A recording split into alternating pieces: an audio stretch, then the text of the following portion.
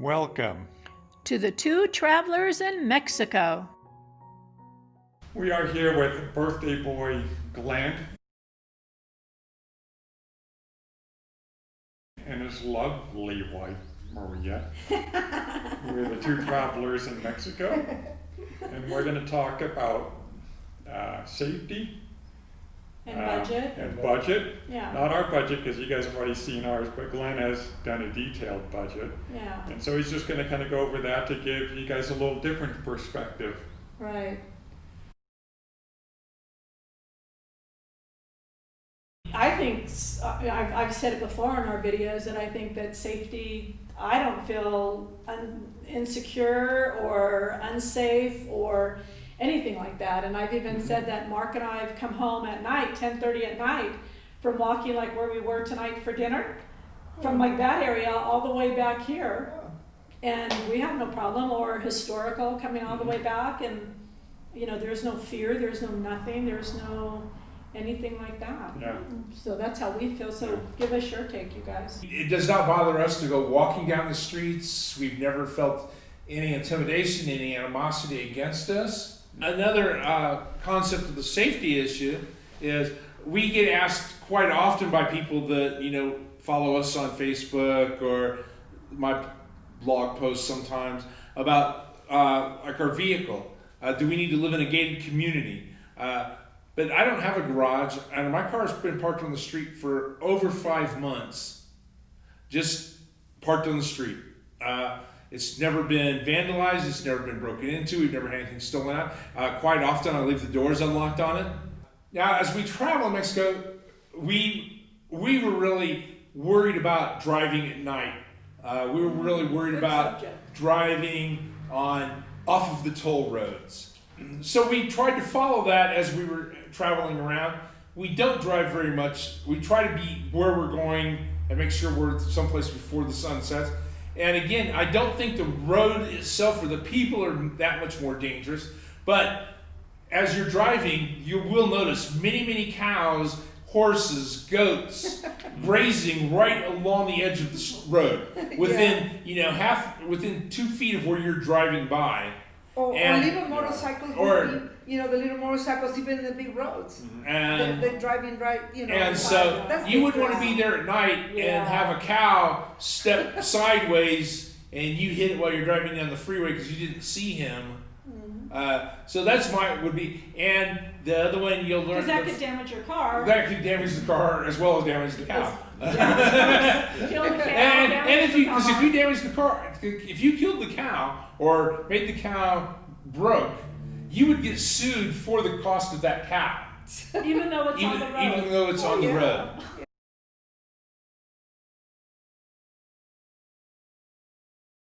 Well, we've been living in a much smaller city named Zacapu. It's about an hour and a half drive from here to the west. And it's a town of about 70,000 people. And it happens that I think I'm the only American citizen that's living in Zacapu. We've been there for 5 months since the lockdown and everything else. And again, we have been very welcomed into the community. We know all of our neighbors. They invite us over to their house. We walk down the streets and everybody greets you. Buenos dias, buenas tardes, buenas noches. We hang out at the local farmers market. That's where we buy 90% of the groceries we eat is at the local farmers market. We feel very, very comfortable. I've read other videos and heard other stories about people thinking, well, we get gringo pricing and overcharged because we're a gringo. And I have people chase me down the street to give me 2 pesos back because I gave them 2 pesos much. So I don't get that impression where we're at. Not saying it can't happen other places, but we've never experienced that. We've never been ripped off at the gas pump. We've never been ripped off at a grocery store or at the mercados or anything else. So we feel pretty comfortable, and we basically live with a total cash output rather than using our credit cards or anything like that. We just haven't got the only place accepts credit cards in Zacapu would be a few of the restaurants, and they've all pretty much been closed during this shutdown. Well, I want to add something else because I'm very proud of this guy that actually made the effort to get to know the community. He has friends. He makes friends with basically all of the neighbors around us. He even sweeps the floor, which is very unusual for a man, Mexican man, to do that. But it's a way of getting to know and them know you, that you're there. No, wait a minute. When you say that, you mean like the outside area? The outside. Yeah, Yeah, because a which- lot of people will sweep the Right. outsides of their. The street, They yeah, finally both get the street sidewalks. and the sidewalk. Right. Oh, the streets and I sidewalks. see the street in front of our Right. house as Oh, well as the And sidewalk. what is so funny is sometimes he goes and start doing it.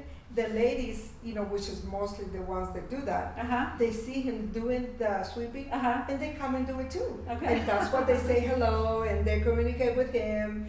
When it's time to buy bolillos, which is we have somebody to come and sell bolillos, he goes and buy the bolillos, and so the other ladies too, to buy the food. And the bolillo guy already knows him and knows us, and he waits for him to come out. And so, everybody in that area and the mercados and the street that goes into the mercado, which is about 3 blocks, they all knows and they notice him. He's pretty noticeable. And he's very friendly, and that's what you need to do. Be friendly, get to know the people around you, and know that you're not going to be any threat to anybody. Make an effort to integrate yourself into the community. That is Yeah, the I key. mean, people, Mexican people are just so warm and friendly here. Yeah. They'll do anything for you. Yeah. The neighbors across the street, they took us on, in their home, and when somebody had a baby there about 2 months ago, they called us when they came home. So we can meet the baby, and actually he chose the name of the baby. Yeah, they let me choose the name of their baby. So. Oh my goodness, they let you choose let the me name of choose the the baby? Did They they give you did. a list, or did they just No. I asked them if they had not decided on a name for the baby, Okay. and I said she's as beautiful as the moon. Bonita que The Luna, de Luna. Okay. And I said, tu nombre es de Luna para mí. That I would always call her Luna Luna. because she was as beautiful as the moon shone, with her smile. And the girl that was the mother, the new mother, who had not decided on a name, as soon as I said that, lit up, and now that's the baby. That's the name they that's filed for the awesome. baby. So the baby is named Luna. And So- cool. And so they chose the baby, growing up. She's 2 months. And actually, I tell you what, I would not be surprised that when we return, they're gonna say, "This is your granddaughter." The baby's growing up, Yeah. growing up knowing this grandpa here, which Aw. is he's very good with kids anyway. But anyway, Well, these guys have 4 grandkids. back in Yeah. the United States. Yeah, and so now you can have a little one. we here, have right? we have a new grandbaby. Yeah. So That's nice. yes, we're very happy. So, Glenn, I wonder if you can review your monthly budget. Yeah. What you Talk spend. about that. I use an app on my cell phone. It's called Trail Wallet. Okay. Since we have actually been in Mexico as of today, when we crossed the border, 163 days. And in the 163 days, we have spent a total of $6,915.08. U.S. US dollars, which I think it'll let me choose pesos. That is 146,771 pesos, which comes out to, if you broke that down per day, and that's for 2 people, is $42.40 per day for So 2 that people. includes your rent. That includes our rent, utilities. the food, our transportation, which while we were driving around and coming down, it was much, much higher than it's been for the last 3 months And because of the tolls and the gasoline right. Yeah. costs. and I want to say something. We don't eat just rice and beans. No, Yeah. we eat well. very well. Mhm. I love to cook, so we eat plenty of vegetables, plenty of fruit, and everything else that we want. And And so it's good. you've seen the videos where Paulette has shown what she can buy at the farmer's market and lay down on her counter. that's how our calendar looks every 4 days, is totally covered in fresh fruits and vegetables, and it's incredibly cheap. So the $43 a day, so that's roughly 43 and change, so that's roughly $1,270 a month. $1,270 a month for two people. For 2 people, that includes your rent, your food, your utilities. And that's factored in our internet. It's factored in even the 6-month car insurance policy I bought when we crossed the border into Mexico. Right. Gas for your vehicle. Gas for my vehicle. Wow. Entertainment. Prior to lockdown, we went to music venues as we traveled in the different cities here in Mexico. So if we went out and had 2 or 3 glasses of wine while we're listening to a live band play, I mean that's included in our entertainment. If we ate dinner there, it would be whatever we spent that night would be split between dining out and entertainment. Right. And I did separate out the difference between the food I bought and the dining out expenses. And including the glasses and the dentist. And while we were here in Mexico, we each got a pair of brand new glasses, and they're both no line bifocals, progressive lenses, auto tinting. I mean, so glasses that I was used to wearing anyway in the United States. That the last time I had bought a new pair in Illinois, it cost me close to $350. We got 2 pair for $209. I needed a root canal and a crown, and I looked into it prior to leaving the United States, and I was quoted $3,000.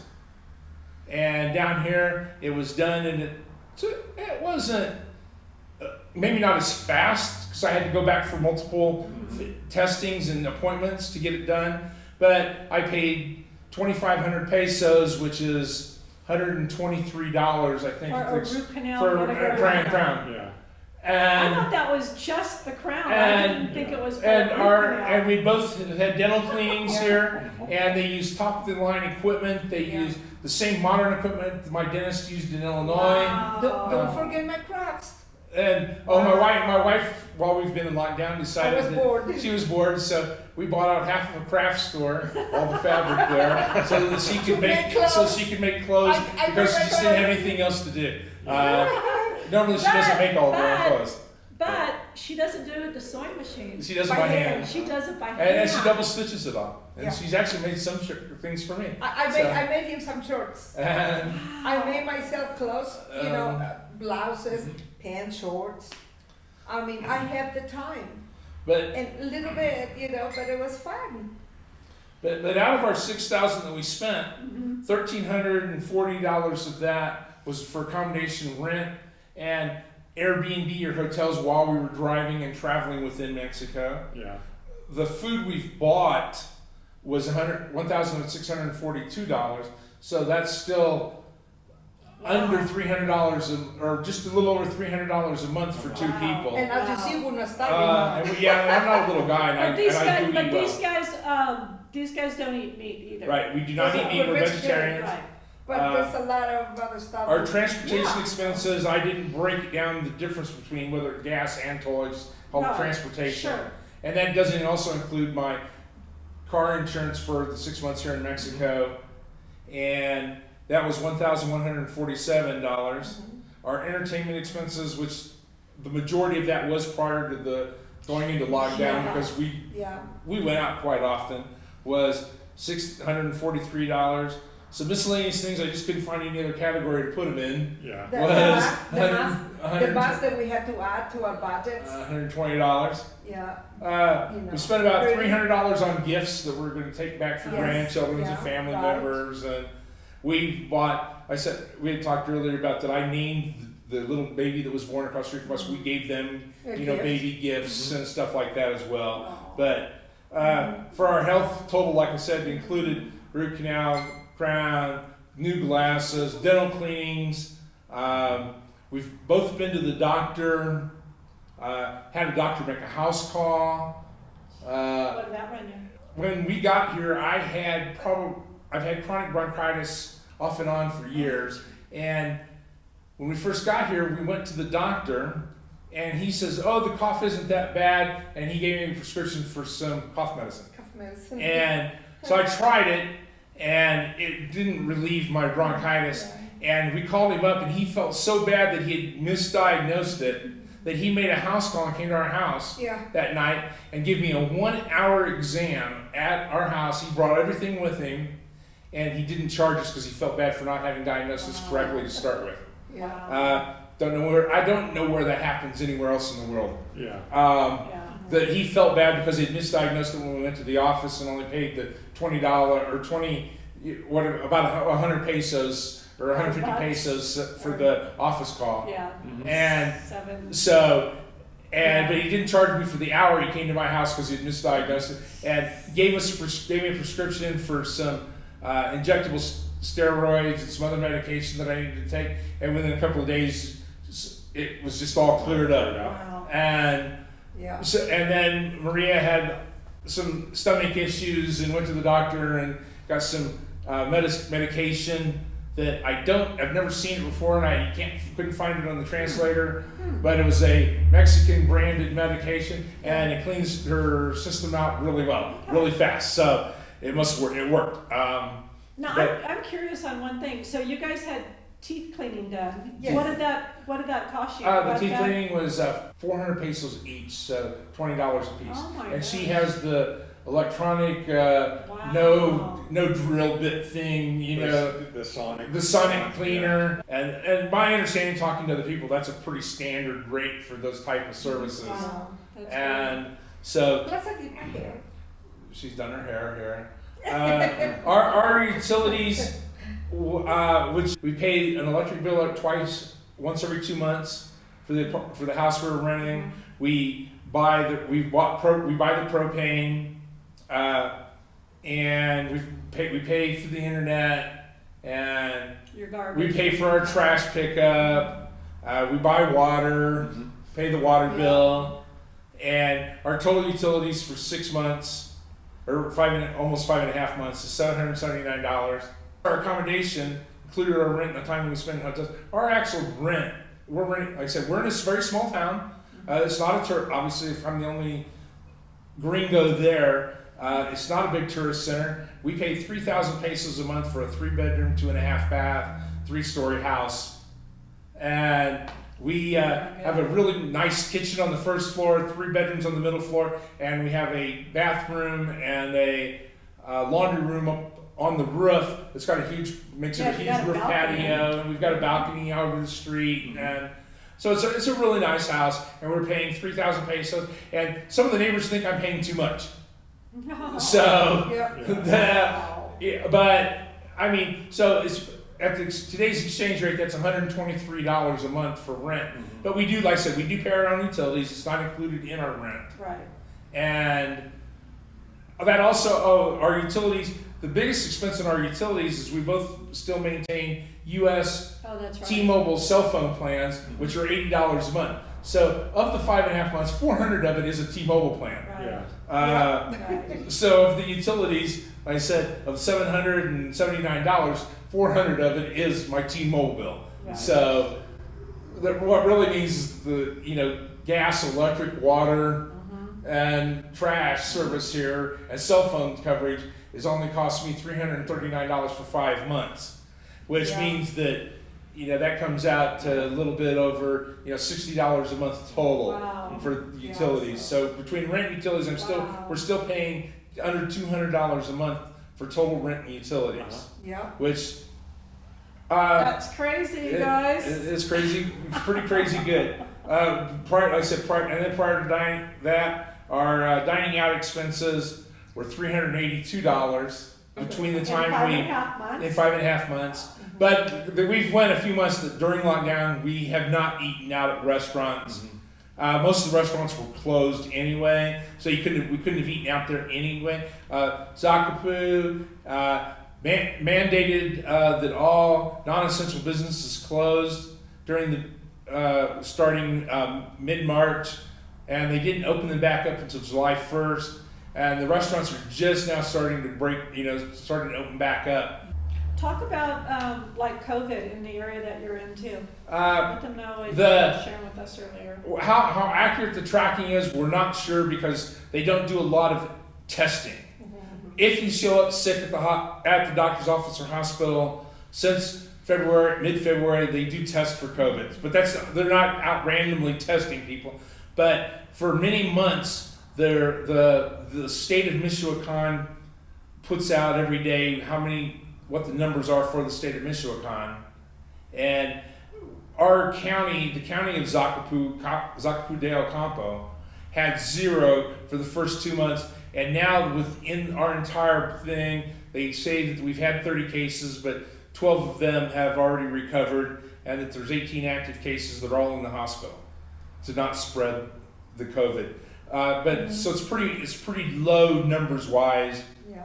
So you say the population is like 70,000 where you're at, and some of those cases came from outside.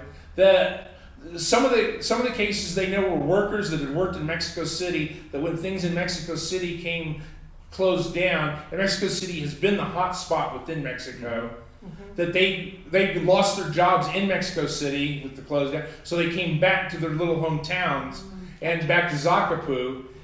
By deduction, you're assuming that somebody that had it in Mexico City brought it back before they were really sick, and then infected the people that they came and associated with back when they got back to their little town. But it's still pretty low number in comparison. But like I said, they don't randomly test like other places. Mexico City supposedly is randomly testing, and their numbers are driven higher because more people are being tested, so you are going to identify more cases. But Zacapu, you have to actually show up to a doctor's office and say, I'm sick, and the first thing they do is do a COVID test. Whether you think you're sick from the flu or sick from gastroenteritis or you ate bad food, then they'll do the test, but they aren't just randomly going out and testing excess people. Okay. But we've been happy down here. We're really loving it. We're working on residency here while we're on lockdown, and we'll just make this at some point in time. Maria's got the dual citizenship anyhow. Yes. So, but being married to her, you can. It's pretty simple. Yeah, it's 2 years, and you can actually become a citizen, married to a citizen. So that makes it pretty easy. Yeah, but then once that happens, what happens with your car? Because I have a temporary residency, I can drive a foreign-plated car. My wife, being a Mexican citizen, is not even allowed to drive our own car because it's foreign-plated. She's not allowed to drive it while she's in Mexico. Yeah. And because that's a law that a Mexican citizen or a permanent resident is not allowed to drive a foreign-plated car. So at the end of the 2 year, when our 2 years are up, and that we have to take the car back across the border, and you would have some choices if you chose to have it re-imported, and then you pay the import and taxes, and then it would become a Mexican plated car, or you sell it in the United States and then come back down here and buy a Mexican plated car. Then they can drive. Then she can drive. And so once you have a Mexican plated car, you can just drive that, you can drive it back to the United States and whatever, and that's not a problem. Yes, you can drive a Mexican plated car back in the United States. The thing would be that in Mexico, you would have Mexican insurance on that vehicle, and it would be like coming here. I had to take, even though I carry U.S. auto insurance on my car, I had to buy a separate policy for Mexico for the period of time I'm here, and that if we took a Mexican plated car to the United States prior to crossing into the United States, we would have to buy a separate policy to cover it while it was in the United States for that period of time. But yes, you are allowed to drive a Mexican plated car back across the border into the United States and drive it around for the period of time that it's legal for it to be driven. I hear that nationalizing your car is pretty expensive to do. It is very expensive, and there's some pretty strict restrictions on it. Oh yeah, the age. There's an age requirement on the vehicle. You're not allowed to bring in a brand new vehicle. You're not allowed to bring in a vehicle that's over a certain period of age. They also look at the VIN, and I'm not sure what those numbers are, but there's some numbers in the VIN that described where that vehicle was manufactured at, and without a special import, a separate special import permit, the vehicle has to have been manufactured within Mexico, the United States, or Canada to get it nationalized. Okay. So European car requires a separate special import fee because they weren't made within the group of countries that have an agreement with each other about their vehicles. Okay, I did not know that. That's good information to share. Is it good? Well, yeah. Well, thank you two so much for taking the time to be interviewed again. Oh, you're welcome. We love Mexico, and we've really enjoyed meeting Mark and Paulette and spending time with them. We don't necessarily agree politically on everything, but we do have a lot of fun together. So, That's And good. happy birthday! and today happens to be my 63rd birthday. Happy So, birthday! thank you. Have a great day. And have a See you lollipop. guys later. Bye. And have a lollipop. There you go. If you like what we're doing, please subscribe. Click the bell, whatever you would like to do. And Paulette has a routine that she usually does. I already did. I went. What she did. There you go. Yay! Yay!